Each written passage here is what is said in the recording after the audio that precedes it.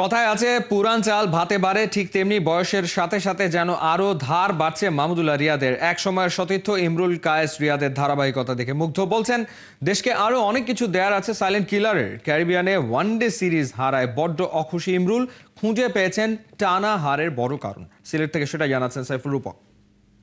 ওটা বলবো, আমি ভুলি নাই ওটা বলবো ইনশাল্লাহ। ওটা আপনারা সময় মতো ইনশাল্লাহ পাবেন, তখন গরম খবরটা দেওয়ার সময় কি এখনো হয়নি মাহমুদুল্লাহ রিয়াদের? সাইলেন্ট কিলারকে যারা বঞ্চিত করেছিল হয়তো তারাই এখন মুখ লুকানোর জায়গা খুঁজছে।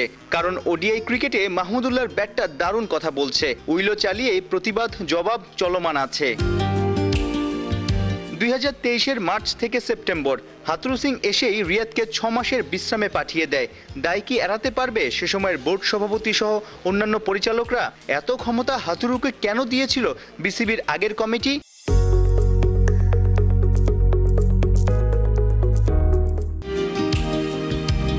সেই রিয়াদকেই ওয়ানডে বিশ্বকাপে ফেরাতে বাধ্য হয় বাংলাদেশ ক্রিকেট বোর্ড। ভারতের ওয়ার্ল্ড কাপে টাইগারদের পক্ষে সবচেয়ে বেশি রান করে তখনই জবাবটা দিয়েছেন দেশের সবচেয়ে অভিজ্ঞ এই ক্রিকেটার। বছর ঘুরেছে যেন রিয়াদের ধার আরও বেড়েছে। ক্যারিবিয়ানে 3 ওয়ানডেতেই মাহমুদুল্লাহ শো চলেছে। 39 বছর বয়সী রিয়াদের ফিটনেস, ফর্ম, টাইমিং সব ইমরুল কায়েসকে মুগ্ধ করেছে। যে সিচুয়েশনে যেভাবে খেলার দরকার দলের জন্য ওইভাবে খেলে যাচ্ছে।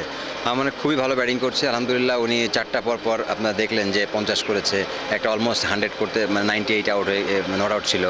আমার মনে হয় যে এটা মানে আমরা যেভাবে রিয়াদ ভাইয়ের কাছে এক্সপেক্ট করি ওইভাবে রিয়াদ ভাই এখন ডেলিভার করতেছে। শুধু রানটা না তো, ওই যে সিচুয়েশনে শেষ দিকে ফিনিশিং করা, গিয়েই আসলে মারতে হয়, অনেক সময় কলাপস করলে সেটাকে আসলে রিকভারি করতে হয়। এই যে নানা রকমের আসলে অ্যাক্টিভিটিস তিনি করেন, এগুলো তো আসলে এরকম বয়সে এসেও এগুলো তো আসলে দারুণ একটা মেসেজ বাংলাদেশের ক্রিকেটে নিশ্চয়ই। না, অফকোর্স আমি মনে করি যারা ইয়াং আপকামিং প্লেয়ার আছে তারা রিয়াদ ভাইয়ের ব্যাটিং দেখে অনেক কিছু শেখার আছে। কারণ এক্সপিরিয়েন্স যে কতটুকু কাজে দেয় সেটা রিয়াদ ভাই আমার মনে দেখাচ্ছে ভালোভাবে। আর রিয়াদ ভাইয়ের এখনও অনেক কিছু ক্রিকেটে দেওয়ার আছে আমি মনে করি স্টিল। কারণ রিয়াদ ভাইয়ের যে এক্সপিরিয়েন্স, ওনার ব্যাটিংয়ের যে স্কিল, যে টেম্পারমেন্ট, এটা আমার অসাধারণ। এটা অনেক প্লেয়ারের শেখার আছে। ওয়েস্ট ইন্ডিজে 3 ওয়ানডেতেই ব্যাটিংটা মন্দ হয়নি বাংলাদেশের, যদিও বোলাররা ম্যাজিক দেখাতে চূড়ান্তভাবে ব্যর্থ হয়। বেস্ট 11 নিয়ে প্রশ্ন তুলেছেন ইমরুল কায়েস। ওডিআই টিমটা আসলে হোয়াইট ওয়াশ হয়েছে, এটা আসলে কোথায় কোথায় লুপহোলস আপনার কাছে চোখে পড়েছে?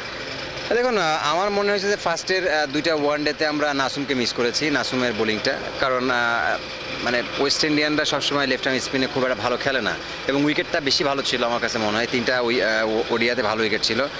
আমরা ফার্স্টের দিকে রান কম করেছিলাম ফার্স্ট 2টা ওয়ানডেতে, আরও রান বেশি হওয়া হচ্ছিল। কিন্তু কালকে যেভাবে 320 করে হেরে গেছে, এটা আমাদের জন্য অবশ্যই একটা হতাশার বিষয়। কারণ 30 রানে 3 উইকেট ফেলে দেওয়ার পরে আসলে ওইখান থেকে আমরা ম্যাচ হেরে গেলাম, এটা আমাদের জন্য আসলে দুঃখজনক। লিটন কুমার দাসের জন্য কি করা উচিত আসলে?